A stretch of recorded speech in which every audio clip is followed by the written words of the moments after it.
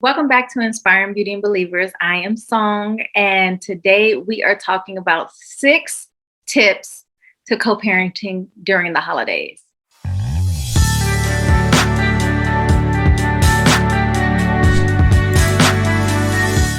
Co parenting can be something that's extremely difficult for people to do. Sometimes, you haven't gotten over the hurt, the anger, the bitterness that you have gone through with your ex, the lying, the cheating, the abuse, whatever the case may be. It's hard to even be in the same room with this person, have a conversation with this person. And the fact that you guys are still sharing a child or children can make it even harder. And then when you're dealing with the holiday times, you want to be able to have your child with you. And the court says, no, you need to share. You guys have to split this time. And so it makes it really difficult. And so I wanted to make this video to help you understand how to make it a little easier, and also some of the things that I use. If this is something that is interesting to you or something that you really need help with, go ahead and hit the like button. Make sure you subscribe to this channel and drop a comment below. All right, let's go ahead and get into these tips. So number one, you are going to want to make the plan official. Now, I know I said that, you already have a court order that says these are the specific dates that you're going to have the child, and this is when they're going to have the child. We all know that's what the court says, but you want to have something in writing. So take, for instance, with one of my situations, for Thanksgiving, my daughter is supposed to be with me. And then Christmas Eve, she's with me. And then Christmas Day, she's with my ex. And then it alternates for the next year, it switches. So, however, even though it's in writing, you want to make sure that you actually have this conversation with your ex. So for me, what I did was I sent a message, because sometimes it's best to have a message in, sometimes it's best to have a conversation in a text or a message so that you have proof that you've had this conversation. There are apps that you can utilize. I just use Facebook Messenger or text message, but there are apps that you can use specifically for co-parenting so that you can keep track of, these are the conversations that we had about this particular date. So, we had our conversation. I addressed that I have plans to actually go out of town for Christmas, so I won't be here for Christmas Eve. And did we want to switch the days where he keeps her for Christmas and Christmas Eve, and then I have her for Thanksgiving, or, she comes with me for Christmas and Christmas Eve, and then he has her for Thanksgiving. And so we had a conversation about that. And then we decided that she'll stay with him for the Christmas week that I'm going to be going out of town, and I will just have her for Thanksgiving. So then what I do, since I know I'm not going to have her for Christmas, and granted, she's 1, so she's not going to remember this part anyway, but I will do all of the things that I wanted to do with her for Christmas. So if I have gifts that I want her to open, I will have her do that before or after I get back from the trip.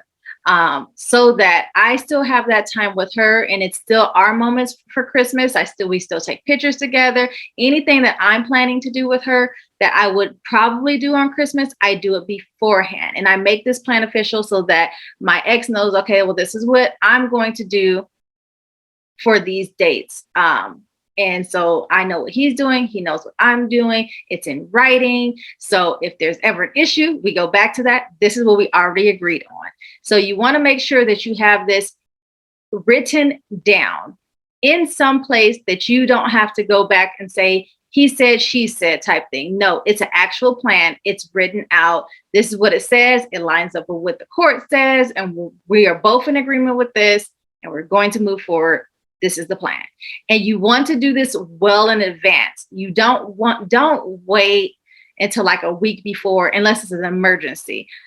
Plan this stuff out, give yourself at least a month and say, hey, this is what I'm going to do. This is my plan for it.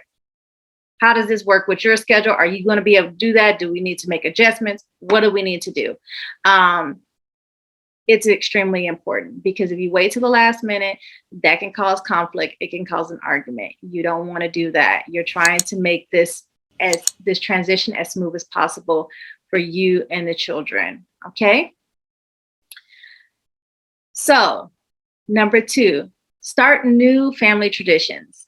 I know it's very difficult when you've gotten out of a relationship and you guys had all of these memories and different things that you may have already done for the holidays, and you can't quite do those things anymore. And the kids may have questions about that and why can't we do these things, and acknowledge those questions. But, start new traditions.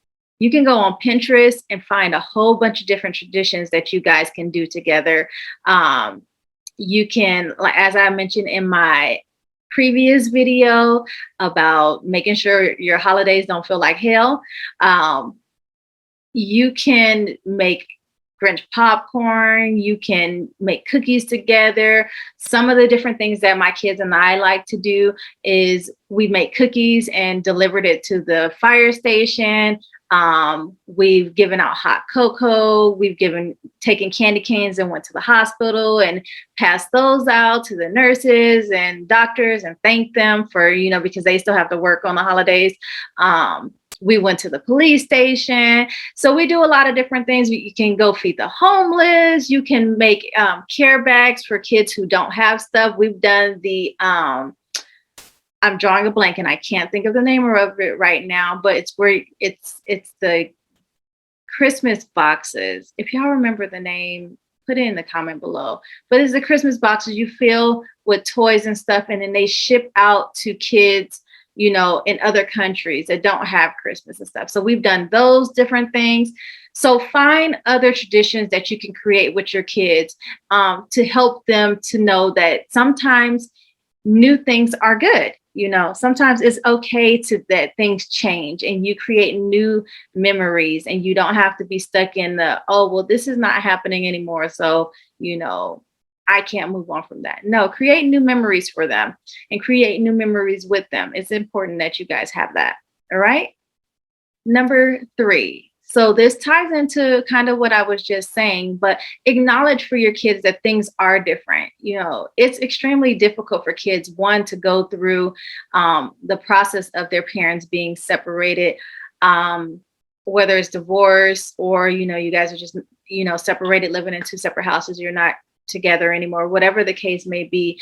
Kids, even though we think they may not realize it, they notice everything. And even if they're young, they notice things are happening and things are not the way it was. And they may have questions about it, or they may not want to say anything. Sometimes you have kids who are very verbal about their feelings on it.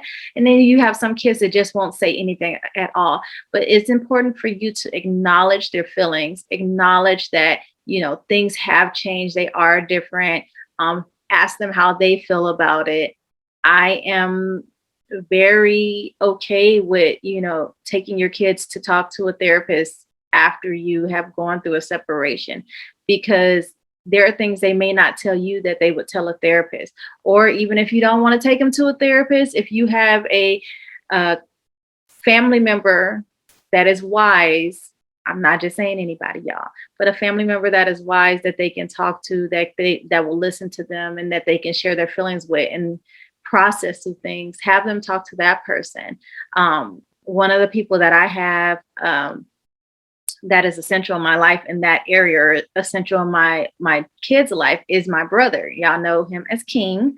That is his real name. But he, after I went through my divorce and stuff, there were things that my kids didn't tell me about how they felt about it, because maybe they thought that I was going to have, be upset about them sharing their feelings. And, even though I asked them, they didn't want to share with me, but they felt comfortable enough to tell him how they felt about the domestic violence and what their thoughts were, what they wish they could have done, to stop things from happening and stuff like that. So I'm glad that they were able to open up to him and process through those things. And then it helped me to be able to process as a parent, how I can try to connect with them in that area and let them know that their feelings are okay about that.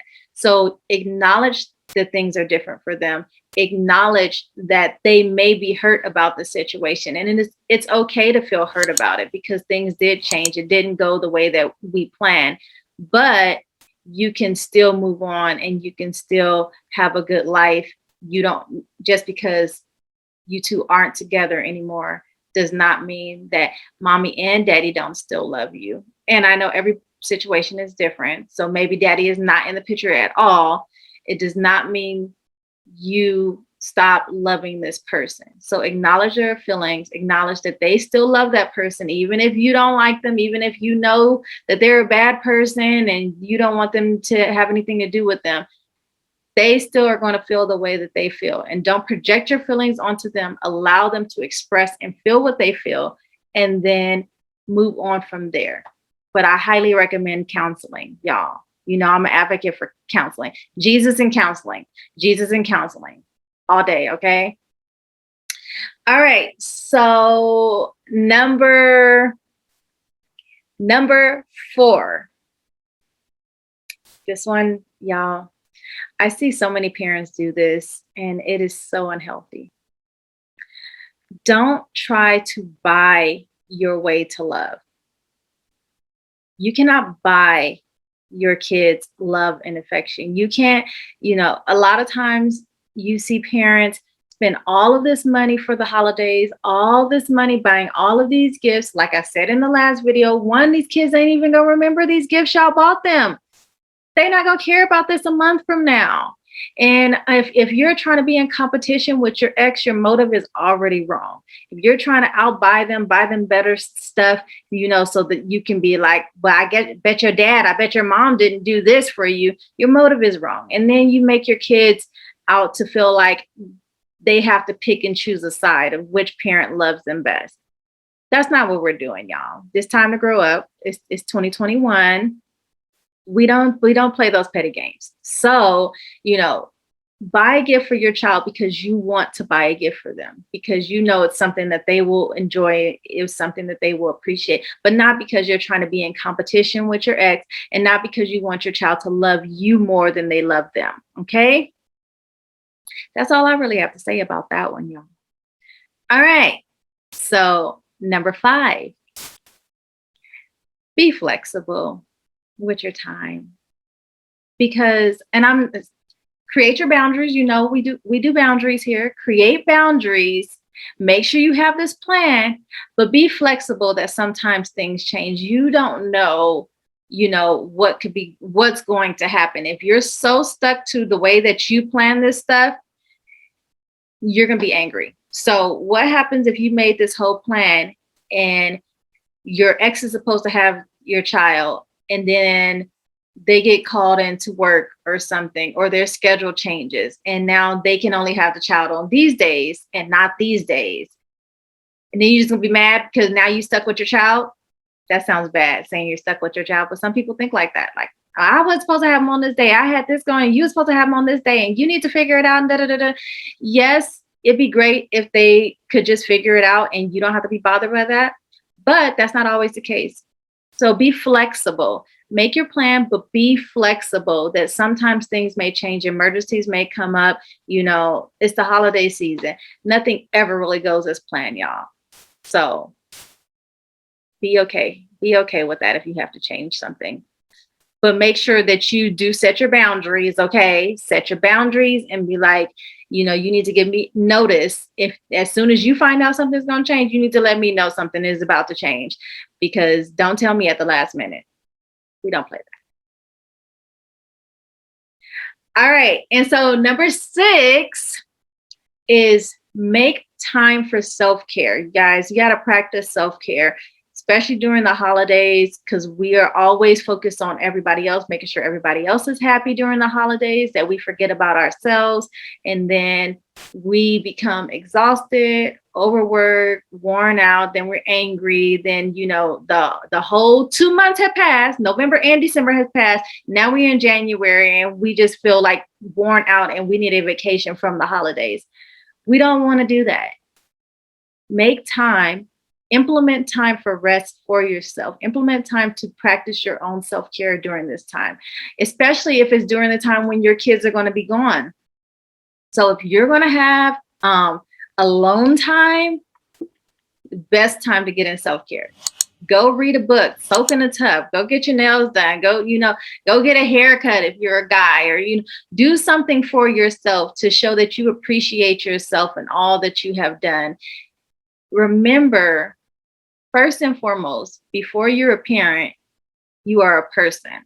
Okay, so you need to take care of yourself as a person, because if you don't take care of yourself, you are not going to be able to effectively pour into your child and to give your child everything that they need, because you're burnt out. So we have to pour from a full cup, not an empty cup. And in order to get our cup full, we need to take care of ourselves. We need to spend time with God. We need to love on us and allow God to love on us so that we can effectively love our children and pour back in our children. All right. So I hope this was a benefit to you. Thank you for staying all the way through the video. Go ahead and comment down below if you have any tips on how you work with your ex better in co-parenting during the holidays.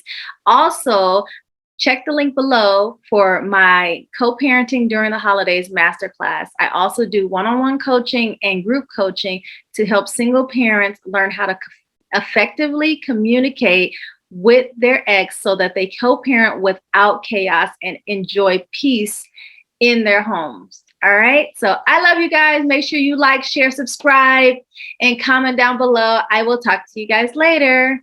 Happy holidays.